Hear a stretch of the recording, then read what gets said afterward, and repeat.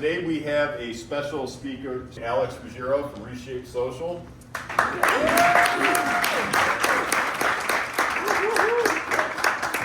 So today, the goal of this speech is to teach all of you how to create quality business content. About a week ago, I was talking to Travis, and we decided to start working together.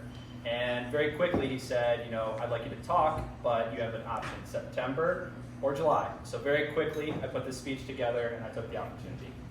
So my personal experience with social media is kind of wide range. So I'm 25 years old, and we were the first generation that had Facebook in middle school and then kind of grew up with it. And over those years, it was kind of interesting. I learned that some friends I had were social media friends. Other friends I had were in real life. So I started realizing there's kind of this crossover where some people you meet online become friends in real life, and then some friends you have in real life you don't even know online. And so as I kind of learned that, I always had an interest in working in social media. And then my freshman year of college, I was at Kent State University, and I saw a job pop up, and it was called Social Media Assistant, and there was really no description. So at that time, Twitter was very new, and Facebook was probably the coolest thing. This was back in 2017. And so what I had to learn to do was take these giant notebooks of information about student events and turn it into a 140-character tweet. So very quickly, I had to learn how to take a lot of information and find what's actually interesting that people care about, and then share it with the world. After those 2 years, I got to the point where I knew I didn't really want to work for the university anymore, and I wanted to do something that actually made businesses money. So I took a job at a paid ads agency in the car space. Very quickly learned I don't want to work in the automotive space, but I realized there is ways to make content that sells. It turns car dealers into car salespeople, and the numbers were going up. So I had real evidence that being present online did grow revenue. Then when COVID hit, I really had no idea what to do. I knew that I wanted to work in social media, I wanted to work in marketing, and as I was exiting college, there weren't really jobs. There were 4 agencies I wanted to work with, and they all went under in 2020. So it's kind of up to me to just figure it out and start helping businesses. So in September of 2020, I was at a local barber shop, and I was just kind of complaining. I said I hated my job. I want to help a lot of these businesses with social media. I don't know where to start. And he had told me that he just fired his national marketing agency. And so that day, I got my chance to start what is now Reshape Social. And so for the first year, I figured a lot of things out. I worked with a lot of businesses that I probably should have had the knowledge to turn down. And then in July of 2021, I kind of had this moment where I realized I don't want to be a freelancer anymore. I want to turn this into a real business. So a lot of that required paying for education, delegating. That's when Katie right here joined the team, and she became the COO, who actually organizes all of our systems on the back end. We started hiring some VAs to help organize my life, because as much as I love strategy, social media, I'm not the most organized person. And then we started hiring editors. So what everything Katie and I was doing, we realized we needed to systematize it. So if you look at a lot of people at this table, we do work with them. They all have their own brand. We don't just do the same thing for all of them. Like if you look at their pages, they look similar, but they're uniquely their own. And then I started joining mastermind groups. So I had to accept that as much as I know a lot locally, there are people nationally that know way more than me. So I tried to take everything I could learn from them and apply it to the people that I work with. And so now that you guys kind of know who I am in the context of how I'm going to give this presentation, I'm going to talk about where you all need to start. And I think the biggest thing that you all need to start with is you need to get out of your own head. The reality is, I didn't want to give this speech today. I was nervous, and I thought, you know what, it'd be easier to just tell Travis I'm sick and I don't want to do it. And the reality is that's how all of you are with social media. I know that all of you in this room have some sort of business, some sort of offer, and the reality is when I talk to people, it's not usually a financial risk, it's an emotional risk. You're worried that you look stupid, you're worried that you don't know what to say, you're worried that you don't actually help people, even though if we look at your bank account, it probably shows that you help a lot of people. And so once you're out of your own head and you accept to yourself that you probably will look a little dumb in the beginning, you have to know who you're making this content for. So a lot of you, that's going to be your clientele. If you sell homes, these are people that buy homes. If you're a business owner and you offer a service, you're making content for your customers to better understand you and better trust you. And that kind of leads into knowing what your offer, service, or product is. A lot of times if you get on social media, you may see someone a lot, but you may ask yourself, what do they do? That's a clear example of not having a clear offer, not having a service, or not having a product that can help these people. So once you know what your offer is, it's really a matter of how you share that in a way that other people will respond to it. I think for all of you, another great action step is just get on the big 5 platforms. That's Facebook, that's Instagram, that's TikTok, that's YouTube, and that's LinkedIn. And And I know when I just said TikTok, a lot of you thought, isn't that a kid's app? But the reality is, since the end of 2020, that is the most used app in America by every age demographic. And the reality is, if you're not on there, someone else who does exactly what you do will be. And on your pages themselves, you need to have a bio that clearly states who you help, what you do to help them, and what their outcome will be if they decide to work with you. So you want it to be very easy for people to look at your page and understand, oh, that's what Travis does, that's what Wayne does. And just know inside that if they come to my page and if I'm making content, I'm not wasting their time when they get to my page. I think the most important thing we all need to accept is that I'm giving this speech mostly about video. This is about making videos on social media, not image posts. And one of the most important things you need to do is create a video that's actually going to connect. And I think that's like a very broad thing to say, but I have a few reasons here that if you kind of listen to me, you'll understand what I mean by videos that connect. So from a data perspective, you want people to watch your videos from the beginning till the end. One of the biggest questions I get is, how long should the video be? And the answer is, as long as you can provide valuable information. That might be 10 seconds for some of you, that might be a minute 30 for others. But the reality is, you have to make these videos where people watch till the end, because that's what all of these apps are looking at to actually serve this to more people. Then you need to talk one-to-one in your content. So when you're making videos, you're not saying, hey everybody, it's Alex, because the reality is they can look right above your head and see that that's your username. You don't need to tell them that. You need to be talking to them and what their issues are. And a lot of times it's hard because you want to be authentic, but you're also trying to make money. And the reality is, you need to learn to sell socially. Not like Mad Men, not like 1960s, very aggressive, put your phone number everywhere and just tell people to buy from you. You have to explain the benefits of what it's like working with you and do it in a way where it doesn't feel forced. Like if you're at a networking event like today, people are going to tell you what they're doing, but they're not going to like try to get you to sign a deal right now. So you got to be very authentic with how you're doing it. And I think another big factor is consistency. So even for myself personally, I'll be kind of vulnerable and tell everyone that I ran a social media agency for 2 years. I didn't make any of my own content. And I would give people these very clever excuses of agency owners don't do that. I'm focusing on my clients. But the reality was I was nervous. I didn't know what I should talk about, and I felt like I wasn't qualified to share what I was learning. So if you're feeling that too, if you're feeling, okay, well, I know some people in here have big businesses, but I'm just starting out. Take people on the journey with you.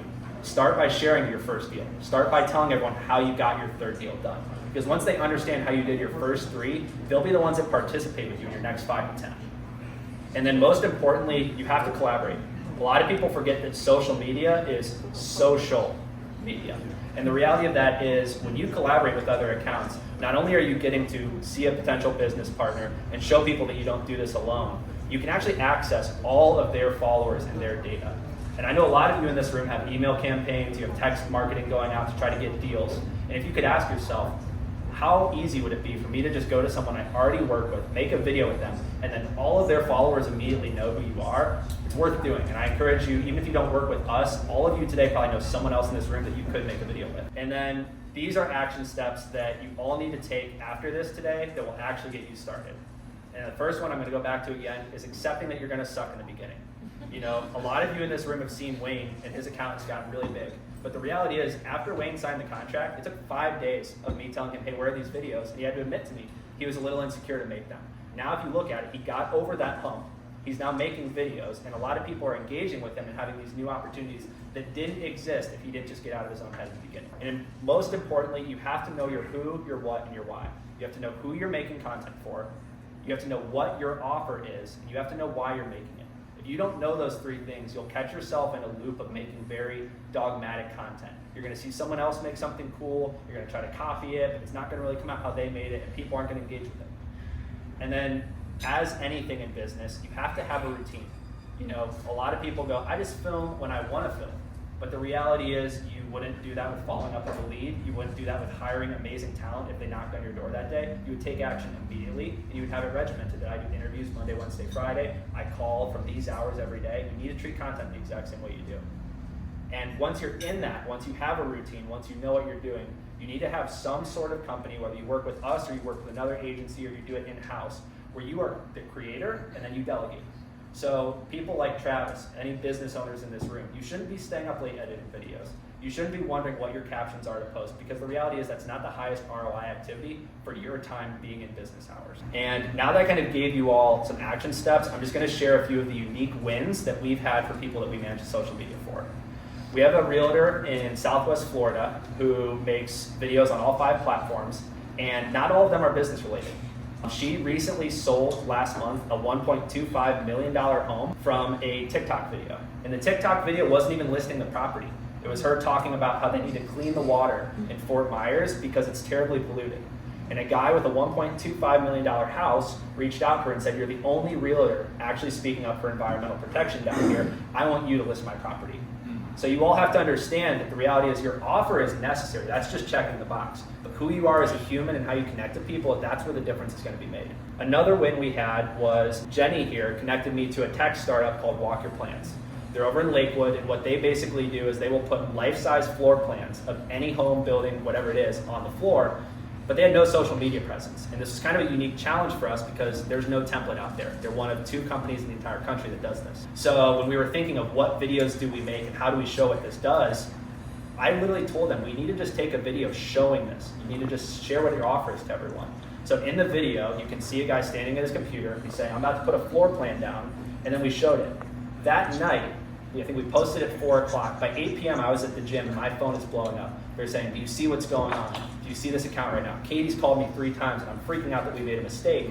The reality is they went viral. They went to 400,000 views in a matter of a few hours, and over the next few days, it went up over 1 million. They got franchise requests from Dubai, New York, states all across the country, and it was actually more attention than they had wanted. They are just in a phase right now of trying to acquire more clients and then slowly franchise over 3 years. That attention was brought to them that day. And to kind of give another lesson that I learned in that experience is that they didn't want to do TikTok when we did our first sales call. They said it was dumb. They said people just dance on that app. And I said, "Just trust me. Let's just try it. Let's see what happens." And after we did that on TikTok, I noticed 2 weeks later on Facebook, the same thing happened, same video. And so what that shows you is that your audience on one platform will not always be the same. There will be overlap, but it's not going to be the same audience. And so when you listen to these stories of our wins, I want you to all imagine in your own head that you probably have stories like this that no one knows. And the most recent one that I think is a huge win that I want to share with everyone is Wayne Brooks. So he had a video where he went on Max Maxwell's podcast, and he said something a little controversial. He's complaining about the Jamaican government and how they aren't as efficient as the American government. And half the comments were saying, "Yes, Wayne, someone needed to say this is good." The other half thought he was just a greedy New Yorker who had never been to Jamaica and was just trying to steal a bunch of properties. And the reality is that people didn't really understand what he was saying. So I basically told Wayne that you need to make a video responding to this. And when he made the video responding to it, he explained in detail what he meant. So from all that attention, there's just a lot of arguing. When he made the response video, he was reached out to by a very well-known, I would just say real estate mogul in Jamaica, and was picked to speak on a conference August 19th. So I'm going to be going there with him, but this just shows you that all of these things that you could be talking about, you're really just one video away from meeting the person that could change a lot of things for you. And even me personally, I reached out to Travis in January. Travis didn't show up to our call because he told me I wasn't making my own content.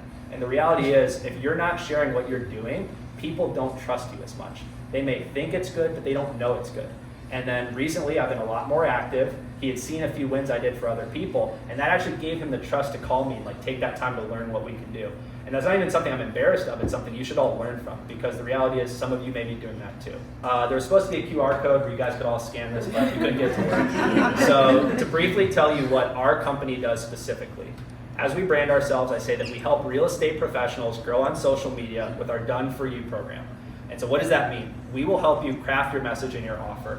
As much as that seems simple, I've had a lot of people tell me that's where the value is. It's having another brain come in, ask you a lot of questions, and really see what value you do provide for others.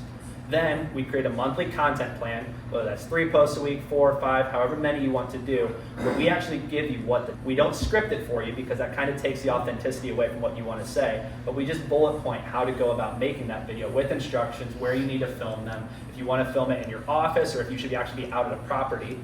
Then on top of that, you just drop everything into a folder. Anyone at this table can attest that you film and then you just keep moving. We edit them, we label them, we have a team of editors that is going to make sure your brand is shown. And then on top of that, we're going to write your captions and we're going to post for you. The reason we've structured our offer to where we do everything for you is because the reality is being a creator is work. You do need to show up every day. You do need to be authentic. And the truth is, if you don't feel like you know what to create, there's kind of this accountability socially that happens where if you're not doing anything interesting, then you don't have anything interesting to document. So it kind of forces you to keep moving in business, keep growing, because that's what people are going to start to expect from you once you go online and show that. So you kind of have to commit to yourself. You will suck in the beginning. You can get better over time. And as you get better over time, you will grow the amount of people you work with, and more people will understand exactly. And that is all. Thank you.